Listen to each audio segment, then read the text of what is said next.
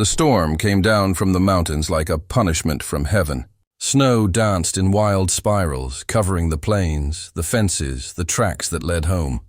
If that word still meant anything to Elias Monroe. Inside his small ranch house, the fire was nearly dead. A few embers glowed weakly, their orange light trembling on the rough log walls. And over the howl of the wind came the soft, desperate cry of a baby. Her name was Clara. Barely 7 months old, wrapped in an old quilt that had once belonged to her mother. The same woman who now lay buried beneath the frozen ground behind the barn, a wooden cross standing crooked above her name. Elias sat there, staring at the cradle, his hands shaking as he tried to warm a bottle near the dying flame. He was a man once known for his strength, his wealth, his iron will. They used to call him the Millionaire Cowboy, the one who bought half the valley with nothing but guts and a good deal. But money couldn't buy sleep. It couldn't bring back a heartbeat. And it sure couldn't teach a man how to calm a crying child. He whispered her mother's name under his breath, as if saying it might make her appear again, might make everything make sense. But the storm only answered with silence. Then, in the middle of that white chaos, he made a choice. He wrapped Clara in his coat, covered his head with a wide-brimmed hat, and stepped into the blizzard. Each step cracked through the ice like breaking glass. He knew there was a farm a mile down the road, the Sutton place, owned by a quiet woman who kept mostly to herself. People said she was a widow too, lost her husband last spring. He didn't know her well, never needed to, but tonight, need was all he had left. Snow bit at his cheeks, turning his beard to frost. The baby's cries grew weaker, softer, more frightening than before. The world around him was nothing but white and wind, the kind that steals your breath and memory at the same time. He stumbled once, twice nearly fell to his knees, but then he saw it. A dim, flickering light through the blur of snow, a window. A promise. He reached the porch, his hands numb, his boots heavy with ice. He lifted his arm and knocked, once, twice, before his strength gave out completely. The door opened slowly, spilling warm light onto the frozen night. And there she stood, the quiet neighbor, wrapped in a shawl, eyes wide with surprise. She didn't speak at first. She didn't need to, because when she saw the baby in his arms, her expression softened into something almost sacred. She reached out, without hesitation. He let her take Clara, and for the first time since the funeral, Elias Monroe let himself breathe. Inside the house, the smell of wood smoke and bread filled the air. The woman, her name was Lydia Sutton, moved gently, warming milk over the fire, humming under her breath to calm the crying child. Elias stood near the door, soaked to the bone, watching her in silence. He realized then that he had walked into something more than shelter. He had stepped into grace, quiet, unasked for, and entirely undeserved.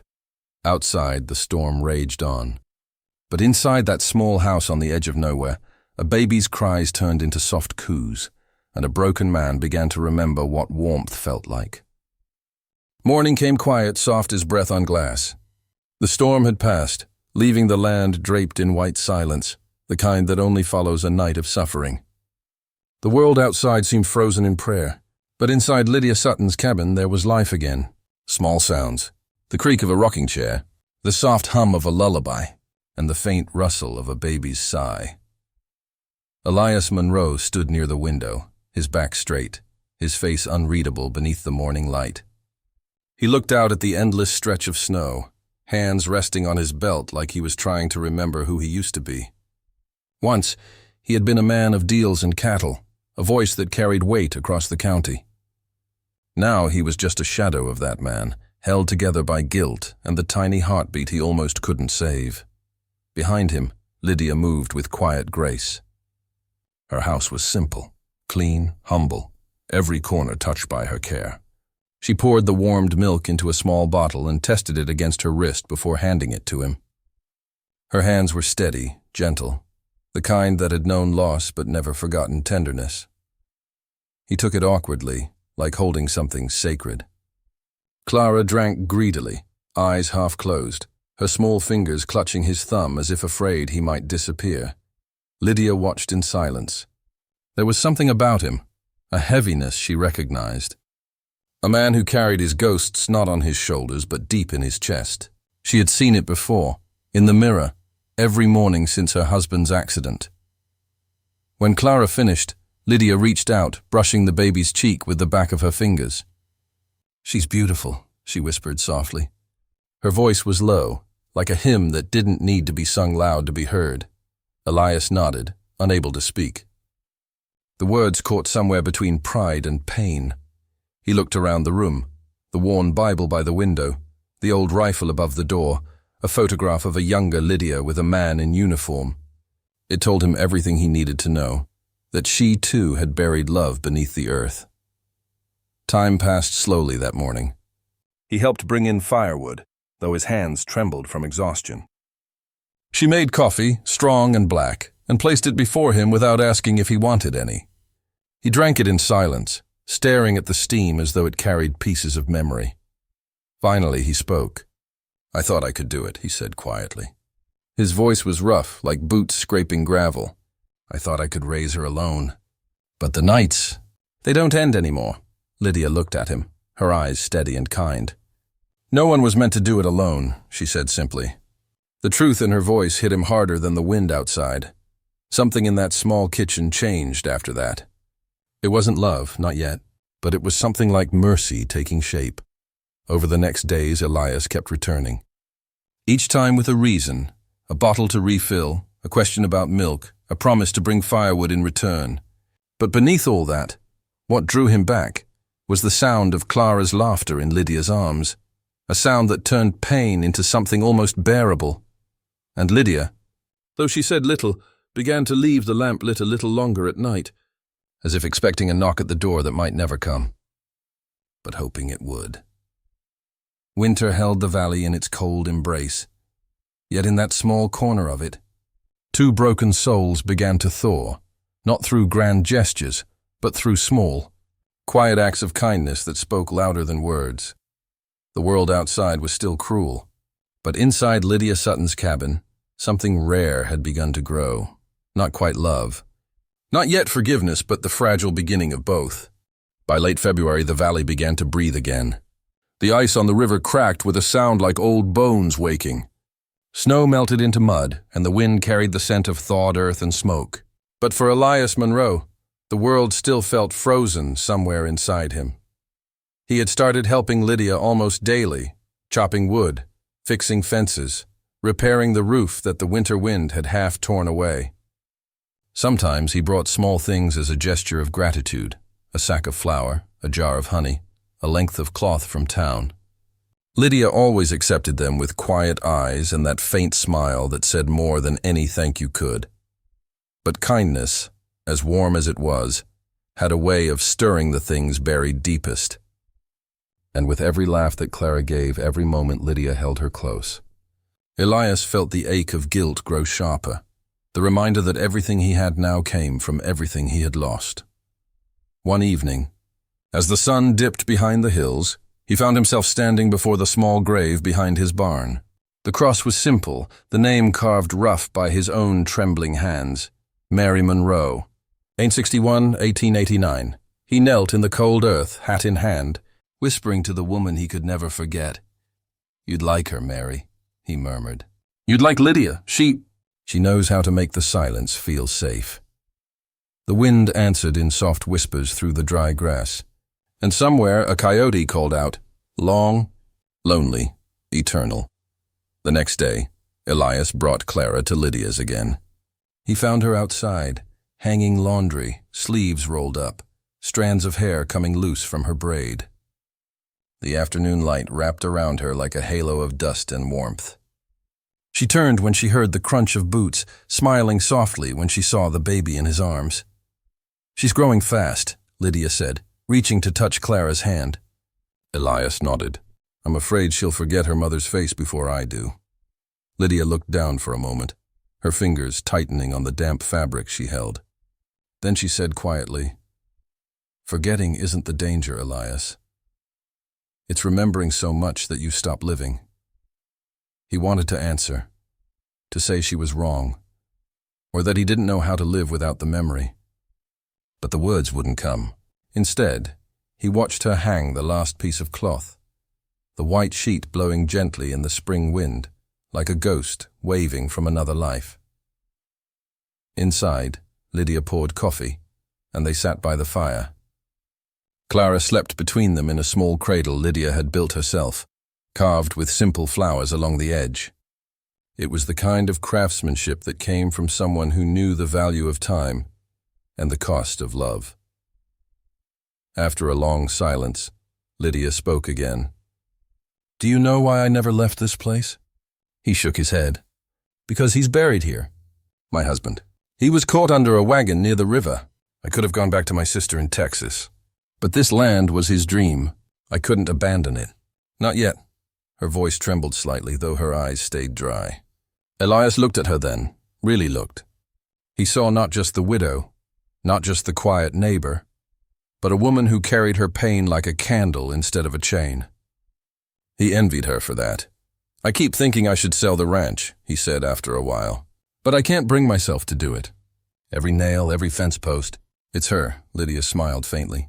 "Then don't sell it, fix it. Make it something new. For Clara. For both of you." The words lingered in the room, heavier than air. He wanted to believe them. He wanted to believe that new beginnings could come after so much death. But he knew the world too well. Out here, happiness always came with a price. That night, after putting Clara to sleep, Lydia noticed something unusual.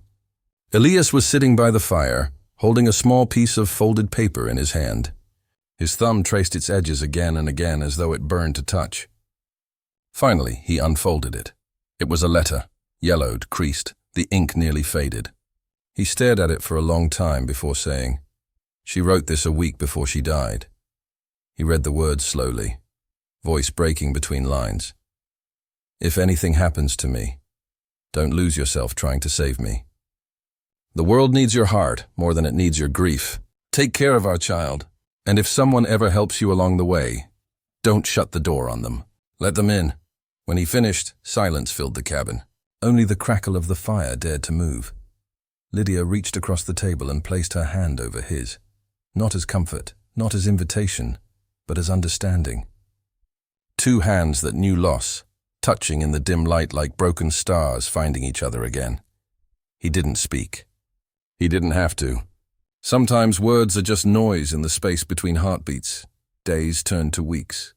Spring came alive with birds and rivers, and Lydia's garden began to bloom again.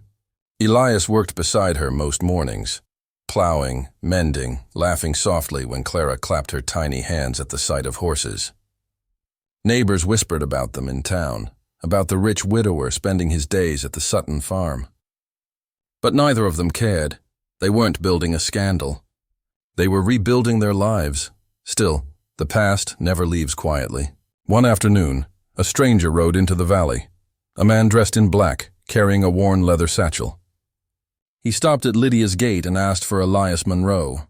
When Elias stepped outside, the man handed him a sealed envelope with a wax mark from Denver County Bank. Elias opened it slowly. The words inside turned his face pale as snow. Lydia saw his hands tremble. "What is it?" she asked. He folded the paper, his jaw tightening. "It's about Mary," he said, "about what she left behind." And just like that, the fragile peace they'd built trembled. Because in the West, even grace had a way of coming with consequences. The wind had turned restless again. By late afternoon, the skies above the valley had gone from blue to iron gray, the kind that promised rain, or something worse. Elias stood on the porch of Lydia's cabin, the letter from Denver in his hand, its edges trembling in the breeze like a leaf that didn't know whether to fall or hold on. He hadn't opened it again since reading it once. He didn't need to. The words were carved into his mind, each one cutting deeper than the last. Inside, Lydia was rocking Clara to sleep. The baby's soft breathing filled the quiet, her tiny hand wrapped around a strand of Lydia's hair. It was a picture of peace, fragile, fleeting, beautiful. But peace never stayed long out here. When Lydia looked up, she saw it in his eyes, the distance, the storm brewing behind them. "What happened?" she asked gently. Elias hesitated, jaw tight, eyes fixed on the wooden floor. He finally said, "It's about Mary and the ranch." He took a slow breath. "Turns out, it wasn't just mine. She owned half of it, and before she died, she signed her share away." Lydia frowned. "To who?" "To someone named Samuel Hart," he said quietly. "A lawyer from Denver. The letter says he's coming to claim it, and he's bringing proof, her signature, witnessed and sealed." Lydia set Clara down in the cradle and rose slowly, her expression unreadable. "Do you believe it?" Elias rubbed his forehead. "I don't know. But the paper bears her hand, and if it's true, everything I built could be taken." He looked out the window, the wide stretch of land, the barn, the fences, all of it bathed in the fading light of day. It wasn't the wealth that scared him. It was what it symbolized, the last piece of her he still held. Lydia stepped closer. "Elias," she said softly, "maybe she had her reasons. Maybe this Samuel Hart isn't what you think." He looked at her sharply, anger flickering behind his grief. "Don't defend her," he said, his voice low but shaking. "You didn't know her. You didn't see how much she changed before she—" He stopped himself, staring at the floor. "She started writing letters, hiding things. I thought it was grief or fear. But now—" He turned away, unable to finish. Lydia took a step closer. "She was dying, Elias. People do strange things when they're close to the end. Maybe she wasn't hiding something from you. Maybe she was trying to protect you." He didn't answer. He couldn't. The air between them grew heavy, like two hearts holding their breath for too long. That night, rain came down in sheets. Elias couldn't sleep. He sat by the window, the oil lamp flickering, the letter open on the table beside him. Every drop that hit the glass sounded like a memory, of laughter, of a woman's voice, of promises buried with her in the cold ground. In the next room, Lydia was awake too. She could hear him pacing, hear the storm outside and the storm inside him. Part of her wanted to go to him, to tell him he wasn't alone, that he didn't have to face whatever came next without someone by his side. But she also knew what grief did to a person. Sometimes it built walls too high for even kindness to climb. In the early hours, she finally rose and walked to the window. Through the dim light, she saw him outside, standing by the barn in the pouring rain, hat off, staring at Mary's grave. He looked like a man being punished by ghosts. She wrapped a shawl around her shoulders and stepped out. Rain soaked through her dress instantly, cold as truth. She walked up to him slowly, her footsteps barely audible in the mud. "She wouldn't want you like this," Lydia said softly. He didn't turn. "She wanted honesty," he said, voice hoarse. "And I can't even tell if I ever really knew her." Lydia placed her hand gently on his arm. "You did," she whispered. "But knowing someone doesn't mean owning them. Maybe she did what she had to do. Maybe Samuel Hart was just someone she trusted to finish something she couldn't."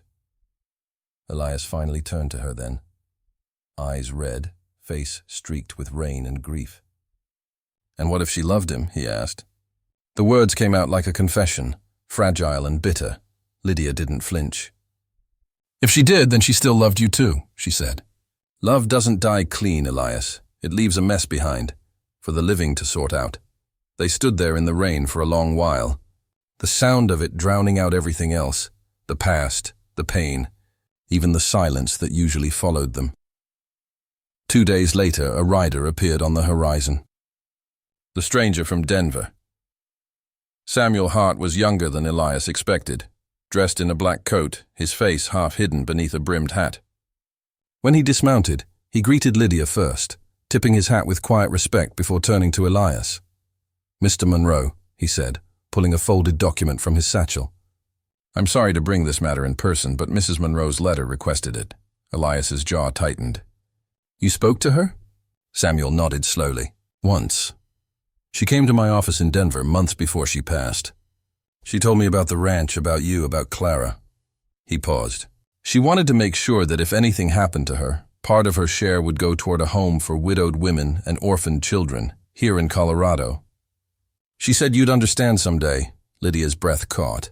Elias stared at the man, speechless. "She didn't give it away," Samuel continued softly. "She left it in trust, For good. For kindness. Elias felt something break inside him. Not pain this time, but release.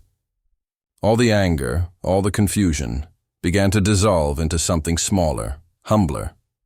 She hadn't betrayed him. She had believed in something beyond him. When Samuel left that afternoon, the valley felt different. Not lighter, but clearer, as if truth had swept the last of the snow from their lives. That evening, Elias returned to Lydia's cabin. The fire was burning low, and Clara was asleep in Lydia's arms. He stood in the doorway, watching the soft rhythm of her breathing, the peace that had finally found a home here. She was trying to build something good, Elias said quietly. Something I couldn't see, Lydia smiled faintly. Now you do, he nodded. I've been holding on to a ghost for too long, he whispered. But maybe it's time to start holding on to the living. Lydia met his eyes then, and for a moment, the world stopped turning, just long enough for sorrow to give way to something gentler. Outside, the rain eased into silence. And for the first time since Mary's death, Elias Munro looked toward the future, not with guilt, but with gratitude. Spring came slow to the valley that year, like it wasn't sure it was welcome. The snow melted hesitantly, revealing the green beneath as if afraid of breaking the quiet peace that winter had left behind. But for Elias Munro, every new bloom, every drop of rain on the soil, felt like a breath he had forgotten to take. It had been weeks since Samuel Hart rode back to Denver. The papers had been signed, the land settled. Half the ranch would go toward Mary's dream, the home she'd envisioned. The other half, Elias decided, would stay right where it was, because now it finally felt like home again. He rebuilt the fences, painted the porch, and planted a small patch of wildflowers near the grave.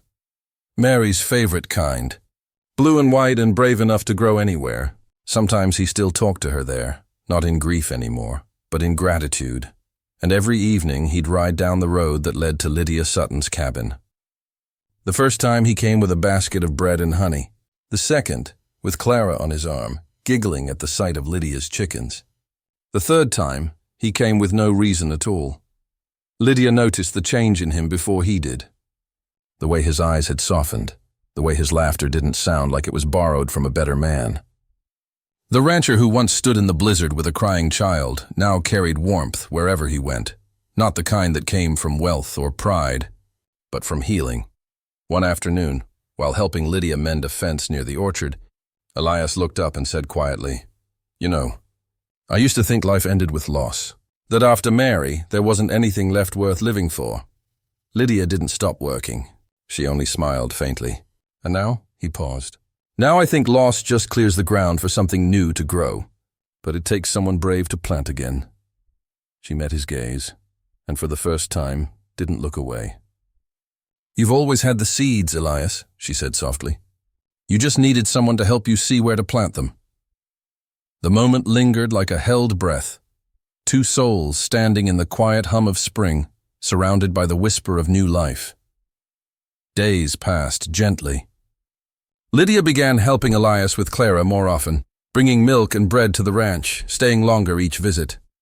The baby's laughter filled the rooms that had once echoed with silence. The house no longer smelled of grief. It smelled of stew, of firewood, of fresh flowers on the windowsill. Neighbors began to talk again, but this time their whispers carried warmth instead of judgment. They said the widower and the quiet woman had found something rare, not a fairy tale, but a second chance. And in the West, that was rarer than gold. On the first truly warm evening of spring, Elias invited Lydia to the ranch for supper. He had set the table outside, under the wide sky, the lanterns swaying gently in the soft wind. Clara sat between them, babbling, reaching for fireflies that danced just out of reach. After they ate, the three of them sat in silence, not the heavy silence of mourning, but the peaceful kind that lives only between people who have seen too much and still choose to hope. Lydia looked at him, her expression calm, her voice barely above a whisper. "Do you ever think she'd approve of all this?" Elias turned his gaze toward the horizon, where the last light of day painted the sky gold.